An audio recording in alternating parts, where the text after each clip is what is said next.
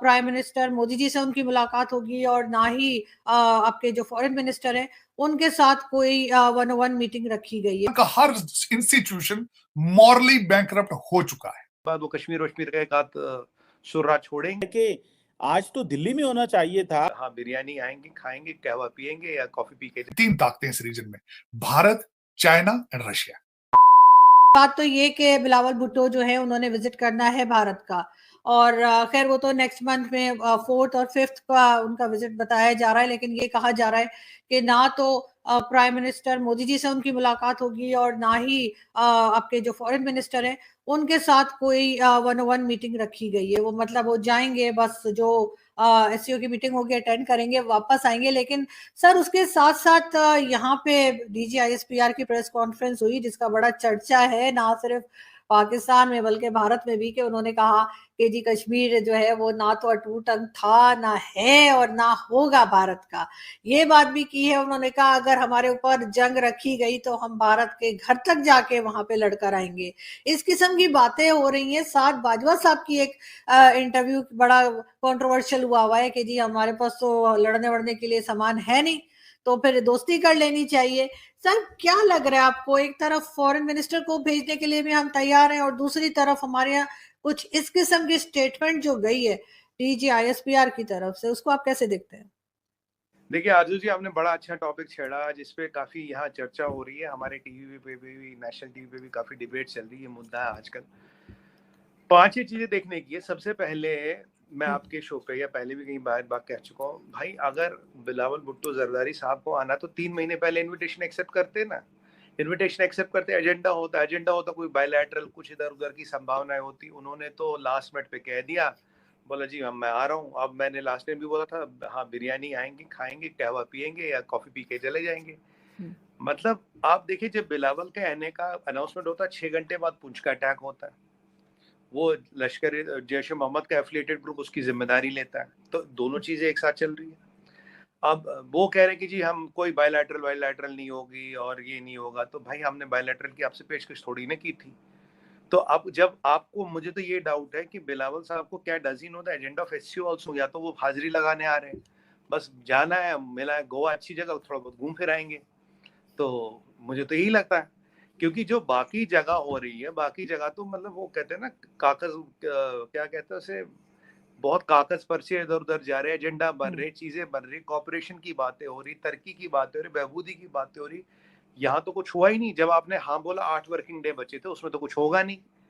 तो अब ये कि हो सकता है एस्टेब्लिशमेंट ने उन्हें आदेश दिया हो कि आप चले जाओ, इससे पहले ऑर्डर ना मिला हो, ये भी हो सकता है। और यहीं से पुंछ वाला हमला भी करा दिया आप लोगों ने। तो ये जो दोहरी चीजें साथ साथ चलती है। देखिए वाजपेयी जी आए थे लाहौर बस लेके, उसके बाद क्या हुआ आपको पता है, राइट? मोदी जी आए थे, नवाज शरीफ साहब के घर आए थे, क्या हुआ? नवाज शरीफ साहब ने 2 बार कोशिश की भारत के साथ दोस्ती करने की, उनपे भारी पड़ गया, देश पे ही देश से भागना पड़ा। बिलावल भुट्टो जरदारी को आप एक साइड भेज रहे हो और एक साइड ये हमला करवा रहे हैं। तो ये तो पाकिस्तान का चरित्र है ना, दोनों चीजें साथ चलती हैं। ये भी चलता, वो भी चलता है। तो इससे मैं सच बताऊं आपको, आपके किसी और चैनल पे भी था मैं पाकिस्तान के, मैंने कहा भाई इससे तो कुछ उम्मीद ना रखे आप। बस वो आएंगे, फोटो वोटो खींचेंगे और कहीं बाद वो कश्मीर वश्मीर का एक आध सुर्रा छोड़ेंगे और वहां जाके नंबर बन जाने हैं और बात खत्म। बात तो यही है। अब कि आज तो दिल्ली में होना चाहिए था। हम इंडिया के साथ मामला जो हमने खराब तो हैं ही हैं, हमने बाकी ममालिक के साथ भी अपने खराब कर रहे हैं वहां पे ना जाके। दूसरा तार साहब, ये भी बात चल रही है कि इस वक्त जो पाकिस्तान की जो अपोजिशन है वो उसने मुज़ाकरात तो शुरू कर दिए हैं हुकूमत के साथ, लेकिन कई जगह पे मार्शल लॉ की बातें हो रही हैं, कई जगह पे कुछ हो रहा है। लेकिन एक अच्छी खबर भी है कि पाकिस्तान के जो फॉरेन एक्सचेंज रिजर्व है वो 10 अरब डॉलर पे पहुंच गए हैं। वो पता नहीं कहीं जो कितने उड़ के आए ने, लेकिन ये है कि वो पैसे जो हैं वो कहीं ना कहीं से हुकूमत ने अरेंज कर लिए हैं। So how do you see this scenario sir?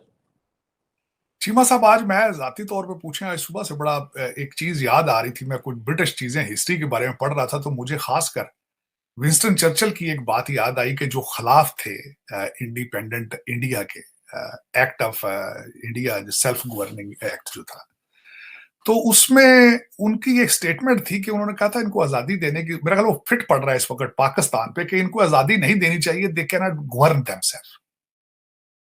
आज अगर देखा जाए, जिस कौम के ऊपर कैम्ब्रिज, हार्वर्ड, कोलंबिया, इनकी डिग्रियां काम ना कर रही हूं, जिस कौम के ऊपर उनकी वो जिसपे, और फिर उस पर मुझे इल्लामा इकबाल का शेर याद आ जाता है कि मर्दे नादा पे कलामे नर्मो नाज़िक बेअसर।